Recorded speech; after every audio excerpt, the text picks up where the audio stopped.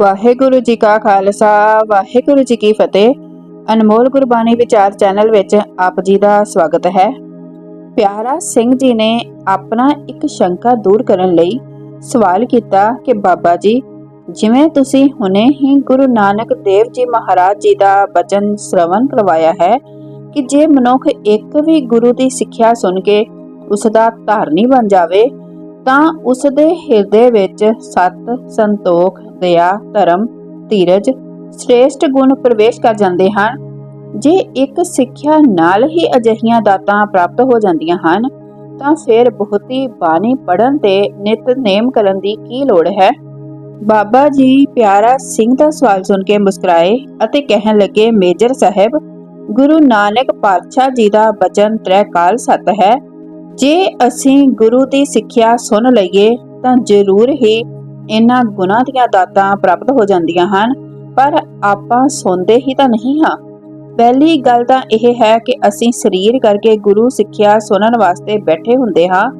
ਜਿਸ ਨੇ ਗੁਰੂ ਉਪਦੇਸ਼ ਸੁਣਨਾ ਹੁੰਦਾ ਹੈ ਉਹ ਸਿੱਖਿਆ ਸੁਣਨ ਸਮੇਂ ਹਾਜ਼ਰ ਹੀ ਨਹੀਂ ਹੁੰਦਾ, ਕਿਉਂਕਿ ਸਿੱਖਿਆ ਤਨ ਨੇ ਨਹੀਂ ਸੁਣਨੀ, ਸਿੱਖਿਆ ਤਾਂ ਮਨ ਨੇ ਸੁਣਨੀ ਹੈ। ਮਨ ਤਾਂ ਪਰਿਵਾਰ ਵਿੱਚ, ਕਾਰੋਬਾਰ ਵਿਹਾਰ ਵਿੱਚ ਜਾਂ ਦੇਸ਼ਾਂ ਵਿਦੇਸ਼ਾਂ ਦੀ ਸੈਰ ਕਰਨ ਵਿੱਚ ਮਗਨ ਹੁੰਦਾ ਹੈ।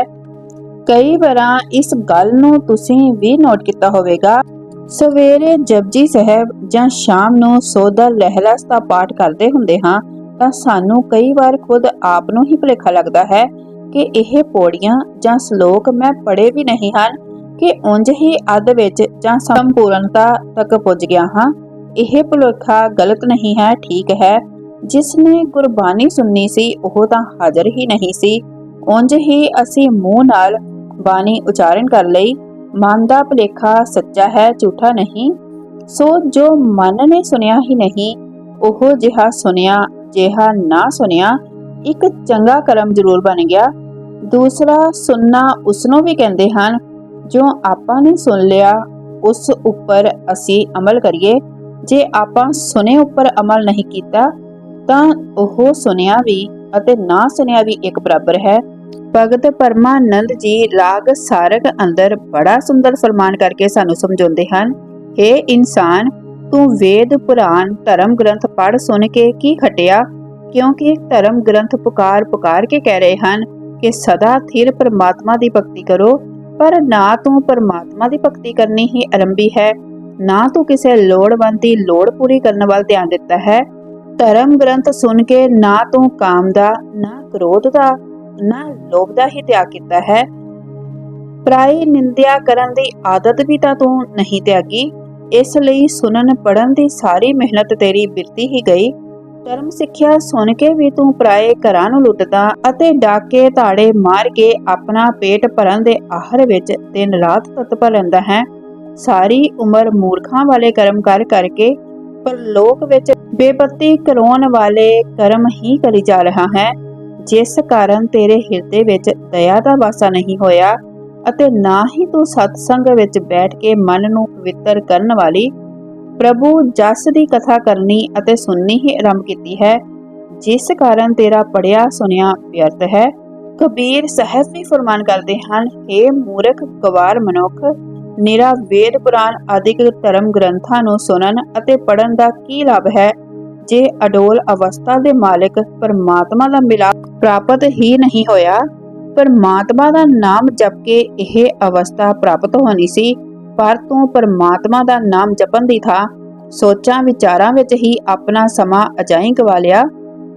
ਕਿਆ ਪੜੀਐ ਕਿਆ ਗੁਣੀਐ, ਕਿਆ ਵੇਦ ਪੁਰਾਣਾ ਸੁਣੀਐ, ਪੜੇ ਸੁਨੇ ਕਿਆ ਹੋਈ, ਜੋ ਸਹਿਜ ਨਾ ਮਿਲਿਓ ਸੋਈ। ਜਿਵੇਂ ਕਹਾਵਤ ਹੈ, ਸੋ ਸਿਆਣਿਆਂ ਇੱਕੋ ਮਤ, ਸਾਰੇ ਤੱਤ ਵਿਅਕਤੀਆਂ ਦੇ ਵਿਚਾਰਾਂ ਦਾ ਅੰਦਰ ਨਹੀਂ ਹੁੰਦਾ। ਗੁਰੂ ਨਾਨਕ ਪਾਤਸ਼ਾਹ ਜੀ ਦੇ ਜੀਵਨ ਕਾਲ ਦੀ ਇਸ ਸਾਖੀ ਤੋਂ ਵੀ ਇਹੀ ਸੇਧ ਮਿਲਦੀ ਹੈ ਕਿ ਜਿਨ੍ਹਾਂ ਨੇ ਧਿਆਨ ਨਾਲ ਸੁਣਿਆ, ਇੱਕ ਸ਼ਬਦ ਨੇ ਹੀ ਉਹਨਾਂ ਦੇ ਜੀਵਨ ਵਿੱਚ ਕਿੰਨੀ ਵੱਡੀ ਤਬਦੀਲੀ ਲੈ ਆਂਦੀ। ਗੁਰੂ ਨਾਨਕ ਦੇਵ ਜੀ ਦੀ ਬਹੁਤ ਹੀ ਪਿਆਰੀ ਸਾਖੀ ਸ਼ੁਰੂ ਕਰਨ ਤੋਂ ਪਹਿਲੇ ਆਪ ਜੀ ਅੱਗੇ ਬੇਨਤੀ ਹੈ, ਅਗਰ ਵੀਡੀਓ ਚੰਗੀ ਲੱਗੇ ਤਾਂ ਇਸ ਨੂੰ ਲਾਈਕ ਅਤੇ ਸ਼ੇਅਰ ਜ਼ਰੂਰ ਕਰਨਾ। ਜੋ ਚੈਨਲ ਤੇ ਨਵੇਂ ਹਨ ਸਬਸਕ੍ਰਾਈਬ ਵੀ ਕਰ ਲੈਣਾ ਅਤੇ ਬੈਲ ਆਈਕਨ ਵੀ ਦਬਾ ਲੈਣਾ। ਆਪਣੇ ਵਿਚਾਰ ਕਮੈਂਟ ਵਿੱਚ ਜ਼ਰੂਰ ਸ਼ੇਅਰ ਕਰਨਾ। ਅਤੇ ਕਮੈਂਟ ਵਿੱਚ ਵਾਹਿਗੁਰੂ ਜੀ ਜ਼ਰੂਰ ਲਿਖਣਾ। ਵਾਹਿਗੁਰੂ ਜੀ ਕਾ ਖਾਲਸਾ, ਵਾਹਿਗੁਰੂ ਜੀ ਕੀ ਫਤਿਹ। ਗੁਰੂ ਨਾਨਕ ਦੇਵ ਜੀ ਤੁਲੰਬੇ ਦੀ ਧਰਤੀ ਤੇ ਗਏ। ਉੱਥੇ ਸੱਜਣ ਨਾਮੇ ਪੁਰਸ਼ ਸੱਜਣ ਤਾਈ ਦੇ ਪੇਕ ਹੇਠ ਲੋਕਾਂ ਨਾਲ ਠੱਗੀ ਕਰਦਾ ਸੀ ਅਤੇ ਲੋਕਾਂ ਦਾ ਮਾਲ ਅਸਬਾਬ ਖੋ ਕੇ ਉਹਨਾਂ ਨੂੰ ਜਾਨੋਂ ਮਾਰ ਕੇ ਖੂਹ ਵਿੱਚ ਸੁੱਟ ਦਿੰਦਾ ਸੀ। ਸਤਿਗੁਰੂ ਨਾਨਕ ਪਾਤਸ਼ਾਹ ਉਸ ਦਾ ਭਲਾ ਕਰਨ ਵਾਸਤੇ ਉਸ ਦੇ ਪਾਸ ਮਰਦਾਨੇ ਸਮੇਤ ਪੁੱਜੇ। ਉਸਨੇ ਸਤਿਗੁਰਾਂ ਨੂੰ ਅਮੀਰ ਜਾਣ ਕੇ ਲੁੱਟਣ ਅਤੇ ਮਾਰਨ ਦੇ ਅਨੇਕਾਂ ਯਤਨ ਕੀਤੇ, ਪਰ ਸੱਜਣ ਸਾਰੇ ਹੀਲੇ ਵਸੀਲਿਆਂ ਵਿੱਚ ਅਸਫਲ ਰਿਹਾ। ਅੱਧੀ ਰਾਤ ਬੀਤ ਗਈ, ਨਾ ਸੱਜਣ ਸੋਵੇ ਨਾ ਗੁਰੂ ਨਾਨਕ ਦੇਵ ਜੀ ਆਰਾਮ ਕਰਨ। ਅੱਧੀ ਰਾਤ ਨੂੰ ਸਤਿਗੁਰੂ ਜੀ ਨੇ ਮਰਦਾਨੇ ਨੂੰ ਰਬਾਬ ਛੇੜਨ ਲਈ ਕਿਹਾ। ਮਰਦਾਨੇ ਨੇ ਰਬਾਬ ਸੁਰ ਕੀਤੀ ਅਤੇ ਅਲਾਪ ਆਰੰਭ ਕੀਤਾ। ਅਲਾਪ ਆਰੰਭ ਹੁੰਦੇ ਹੀ ਸੱਜਣ ਵੀ ਸਾਵਧਾਨ ਹੋ ਗਿਆ ਅਤੇ ਪੂਰੇ ਧਿਆਨ ਨਾਲ ਸੁਣਨ ਲੱਗਾ ਕਿ ਇਹ ਰਾਗੀਰ ਕੀ ਕਰਨ ਲੱਗੇ ਹਨ।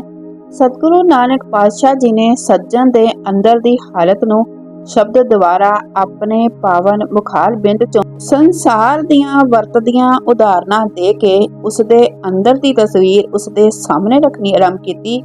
ਜਿਉਂ-ਜਿਉਂ ਸੱਜਣ ਧਿਆਨ ਨਾਲ ਸੁਣਦਾ ਹੈ, ਉਸ ਦਾ ਅੰਦਰਲਾ ਕੰਬਦਾ ਜਾਂਦਾ ਹੈ ਕਿ ਇਹ ਤਾਂ ਸਾਰੀਆਂ ਮੇਰੀਆਂ ਕਰਤੂਤਾਂ ਹੀ ਮੇਰੇ ਸਾਹਮਣੇ ਰੱਖੀਆਂ ਜਾ ਰਹੀਆਂ ਹਨ। ਨਿਰੰਕਾਰੀ ਜੋਤ ਸਤਿਗੁਰੂ ਨਾਨਕ ਦੇਵ ਜੀ ਸੱਜਣ ਨੂੰ ਗੁਰ ਸ਼ਬਦ ਰਾਹੀਂ ਦਰਸਾ ਰਹੀ ਸੀ। ਹੇ ਸੱਜਣਾ, ਕਹੇ ਦਾ ਬਰਤਨ ਬਾਹਰੋਂ ਬੜਾ ਚਮਕਦਾ ਹੈ, ਪਰ ਜਦੋਂ ਉਸ ਨੂੰ ਕਸਾਇਆ ਜਾਂਦਾ ਹੈ ਤਾਂ ਉਸ ਦੇ ਅੰਦਰੋਂ ਕਾਲਖ ਨਿਕਲਦੀ ਹੈ, ਕਿਉਂਕਿ ਉਹ ਅੰਦਰੋਂ ਕਾਲਖ ਨਾਲ ਭਰਿਆ ਹੋਇਆ ਹੈ। ਜੇ ਕਹੇ ਦੇ ਬਰਤਨ ਨੂੰ ਸੈਂਕੜੇ ਵਾਰ ਵੀ ਧੋਤਾ ਜਾਵੇ ਤਾਂ ਵੀ ਉਸ ਦੇ ਅੰਦਰ ਦੀ ਕਾਲਖ ਦੂਰ ਨਹੀਂ ਹੁੰਦੀ। ਸੱਜਣਾ, ਸੱਜਣ ਤਾਂ ਉਸ ਨੂੰ ਕਹੀਦਾ ਹੈ ਜੋ ਇਸ ਸੰਸਾਰ ਵਿੱਚ ਵੀ ਸਾਥ ਦੇਵੇ ਅਤੇ ਅਗਾਂਹ ਜਦੋਂ ਜੀਵ ਆਤਮਾ ਪਰਲੋਕ ਨੂੰ ਜਾਂਦੀ ਹੈ ਤਦ ਵੀ ਸਹਾਇਕ ਹੋਵੇ। ਜਦੋਂ ਪ੍ਰਭੂ ਦੀ ਦਰਗਾਹ ਅੰਦਰ ਕਰਮਾਂ ਦਾ ਹਿਸਾਬ ਕਿਤਾਬ ਹੋਵੇ ਤਦ ਵੀ ਉਹ ਅੰਗ ਸੰਗ ਹੋ ਕੇ ਸਾਥ ਦੇਵੇ। ਪਰ ਤੂੰ ਤਾਂ ਇੱਥੇ ਹੀ ਸੱਜਣ ਦਾ ਰੂਪ ਵਿਖਾ ਕੇ ਹਰੇਕ ਨਾਲ ਦੁਸ਼ਮਣੀ ਕਰਦਾ ਹੈ। ਉਸ ਨੂੰ ਜਾਨੋਂ ਮਾਰ ਧਨ ਪਦਾਰਥ ਖੋ ਕੇ ਖੂਹ ਵਿੱਚ ਸੁੱਟ ਦਿੰਦਾ ਹੈ।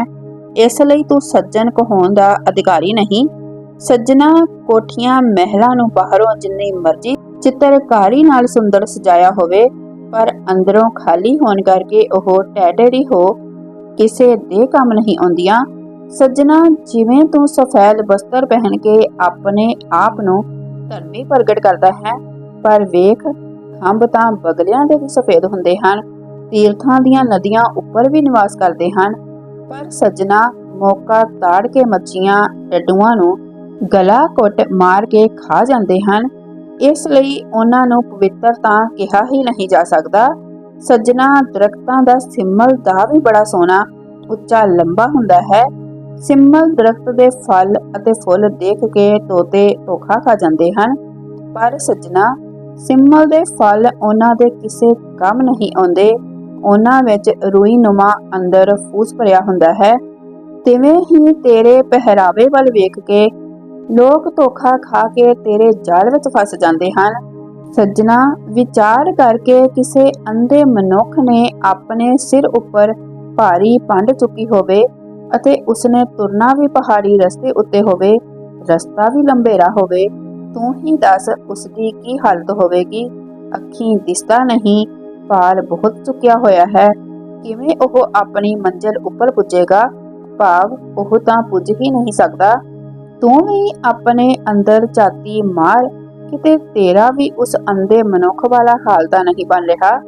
ਗਿਆਨ ਵੈਰਾਗ ਦੇ ਨੇਤਰਾਂ ਤੋਂ ਵੀ ਹੋਣਾ ਤੂੰ ਅਗਿਆਨਤਾ ਅਧੀਨ ਬੇਅੰਤ ਪਾਪਾਂ ਦਾ ਬੋਝ ਚੁੱਕੀ ਜਾ ਰਿਹਾ ਹੈ।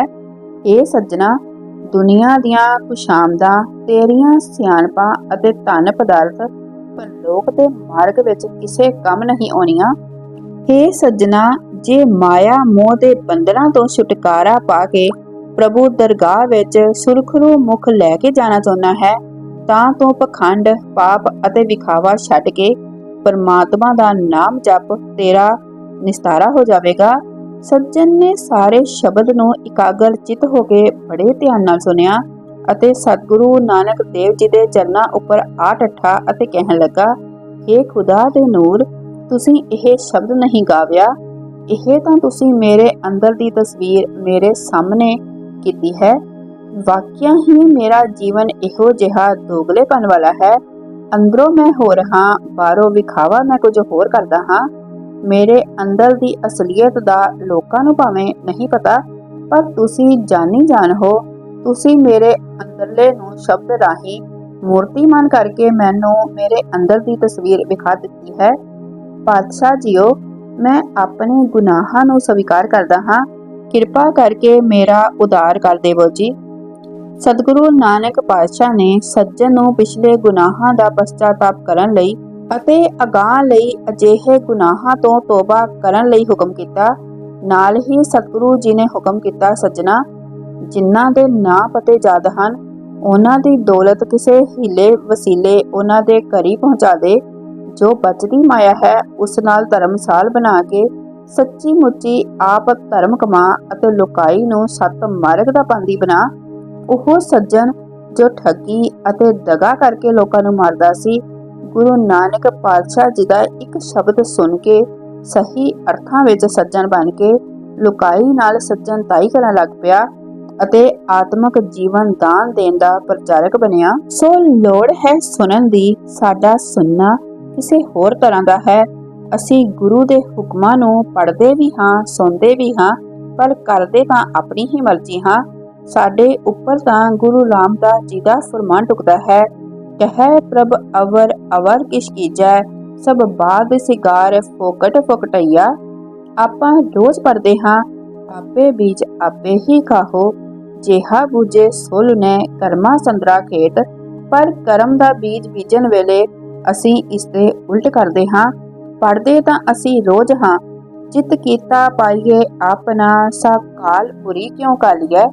ਮੰਦਾ ਮੋਲ ਨਾ ਕੀਜਈ, ਤੇ ਲੰਮੀ ਨਦਰ ਨਿਹਾਲੀਐ। ਪਰ ਮਾੜਾ ਕਰਮ ਕਰਨ ਵੇਲੇ ਗੁਰੂ ਉਪਦੇਸ਼ ਨੂੰ ਹੀ ਭੁੱਲ ਜਾਂਦੇ ਹਾਂ। ਪੜ੍ਹਦੇ ਸੁਣਦੇ ਤਾਂ ਅਸੀਂ ਰੋਜ਼ ਹਾਂ। ਅਵਰ ਕਾਜ ਤੇਰਾ ਕਿਤੈ ਨਾ ਕਾਮ, ਮਿਲ ਸਾਧ ਸੰਗਤ ਭਜ ਕੇਵਲ ਨਾਮ। ਕੀ ਅਸੀਂ ਇਹ ਕਰਮ ਕਰਦੇ ਹਾਂ? ਜੇ ਨਹੀਂ ਕਰਦੇ, ਫਿਰ ਸਾਡਾ ਪੜ੍ਹਿਆ ਸੁਣਿਆ ਕਿਸ ਅਰਥ ਹੈ? ਕੀ ਅਸੀਂ ਸਤਸੰਗਤ ਕਰਨ ਲਈ ਸਮਾਂ ਕੱਢਦੇ ਹਾਂ? ਜੇ ਸਤਸੰਗਤ ਕਰਨ ਲਈ ਸਮਾਂ ਕੱਢਦੇ ਹਾਂ, ਵਡਭਾਗੀ ਬਣ ਕੇ ਲਾਹਾ ਖੱਟ ਰਹੇ ਹਾਂ। ਜੇ ਨਹੀਂ ਕਰਦੇ, ਫਿਰ ਸਾਡਾ ਪੜ੍ਹਿਆ ਸੁਣਿਆ ਕਿਸ ਕੰਮ? ਪੜ੍ਹਦੇ ਆਪਾਂ ਰੋਜ਼ ਹਾਂ ਕਿ ਪਰਾਇਆ ਹੱਕ ਖਾਣਾ ਮੁਸਲਮਾਨ ਲਈ ਸੂਰ ਖਾਣ ਦੇ, ਹਿੰਦੂ ਲਈ ਗਊ ਖਾਣ ਦੇ ਬਰਾਬਰ ਹੈ। ਕੋਈ ਵਿਰਲਾ ਭਾਗਾਂ ਵਾਲਾ ਹੀ ਇਸ ਉਪਦੇਸ਼ ਨੂੰ ਵਰਤੋਂ ਵਿੱਚ ਲਿਆਉਂਦਾ ਹੋਵੇਗਾ। ਪੜ੍ਹਦੇ ਸੁਣਦੇ ਤਾਂ ਅਸੀਂ ਰੋਜ਼ ਹਾਂ ਕਿ ਸਾਡਾ ਜੀਵਨ ਦਾ ਮਨੋਰਥ ਪਰਮਾਤਮਾ ਨੂੰ ਮਿਲਣਾ ਹੈ। ਭਈ ਪ੍ਰਾਪਤ ਮਾਨੁਕ ਦੋਹਰੀਆ, ਗੋਬਿੰਦ ਮਿਲਨ ਕੀ ਇਹ ਤੇਰੀ ਬਰੀਆ। ਪਰ ਕੀ ਅਸਾਂ ਨੇ ਆਪਣੇ ਜੀਵਨ ਦਾ ਲਕਸ਼ ਗੋਬਿੰਦ ਮਿਲਨ ਦਾ ਬਣਾਇਆ ਹੈ? ਸਾਰਾ ਦਿਨ ਤਾਂ ਅਸੀਂ ਮਾਇਆ ਨੂੰ ਇਕੱਤਰ ਕਰਨਾ ਆਪਣੇ ਜੀਵਨ ਦਾ ਮਨੋਰਥ ਬਣਾ ਰੱਖਿਆ ਹੈ। ਫਿਰ ਪੜ੍ਹਨ ਸੁਣਨ ਦਾ ਕੀ ਲਾਭ? ਭਾਵ ਅਨੇਕਾਂ ਗੁਰੂ ਸਿੱਖਿਆਵਾਂ ਅਸੀਂ ਰੋਜ਼ ਗੁਰਬਾਣੀ ਅੰਦਰ ਪੜ੍ਹਦੇ ਵੀ ਹਾਂ, ਸੁਣਦੇ ਵੀ ਹਾਂ, ਪਰ ਜਿਵੇਂ ਠੰਡੇ ਘੜੇ ਉੱਪਰ ਪਾਣੀ ਪਾਈਏ, ਠੰਡਾ ਘੜਾ ਪਾਣੀ ਦਾ ਅਸਰ ਨਹੀਂ ਕਬੂਲਦਾ। ਜਿਵੇਂ ਪੱਥਰ ਦੇ ਉੱਪਰ ਪਾਣੀ ਦਾ ਅਸਰ ਨਹੀਂ ਹੁੰਦਾ, ਇਸੇ ਤਰ੍ਹਾਂ ਹੀ ਸਾਡਾ ਹਾਲ ਹੈ। ਅਸੀਂ ਇੱਕ ਕੰਨ ਦੇ ਰਾਹੀਂ ਸੁਣਦੇ ਹਾਂ ਅਤੇ ਸੁਖੈਨ ਹੀ ਦੂਸਰੇ ਕੰਨ ਵਿੱਚੋਂ ਬਾਹਰ ਕੱਢ ਦਿੰਦੇ ਹਾਂ। ਕਾਰਨ ਕੀ ਹੈ? ਕਿ ਸਾਡੇ ਅੰਦਰ ਹੰਕਾਰ ਦੀ ਥੰਧਿਆਈ ਹੈ। ਗੁਰੂ ਉਪਦੇਸ਼ ਨੂੰ ਸਾਡੇ ਹਿਰਦੇ ਵਿੱਚ ਪ੍ਰਵੇਸ਼ ਨਹੀਂ ਹੋਣ ਦਿੰਦੀ। ਅਸੀਂ ਸੁਣਦੇ ਹੋਏ ਵੀ ਅਣਸੁਣੇ ਦੇ ਬਰਾਬਰ ਹਾਂ। ਕੋਈ ਬਾਪ ਮੰਜੇ ਉੱਪਰ ਬੈਠਾ ਆਪਣੇ ਪੁੱਤਰ ਨੂੰ ਨੂੰਹ ਨੂੰ ਆਵਾਜ਼ਾਂ ਮਾਰਦਾ ਹੈ, ਕਾਕਾ ਮੈਨੂੰ ਪਾਣੀ ਦਾ ਗਲਾਸ ਦਿਓ, ਮੈਨੂੰ ਤ੍ਰੇਹ ਲੱਗੀ ਹੈ, ਬੀਬਾ ਮੈਨੂੰ ਪਿਆਸ ਲੱਗੀ ਹੈ, ਜਲ ਚਕਾਓ। ਪੁੱਤਰ ਅਤੇ ਨੂੰਹ ਸੁਣਦੇ ਵੀ ਹਨ, ਪਰ ਪਿਓ ਨੂੰ ਕੋਈ ਪਾਣੀ ਦਾ ਗਲਾਸ ਦੇਣ ਨੂੰ ਤਿਆਰ ਹੀ ਨਹੀਂ। ਆਪਣੇ ਕੰਮਾਂ ਵਿੱਚ ਹੀ ਮਸਤ ਕੰਮ ਕਰੀ ਜਾਂਦੇ ਹਨ। ਅਜਿਹਾ ਸੁਣਨਾ ਕਿਸੇ ਅਰਥ ਨਹੀਂ।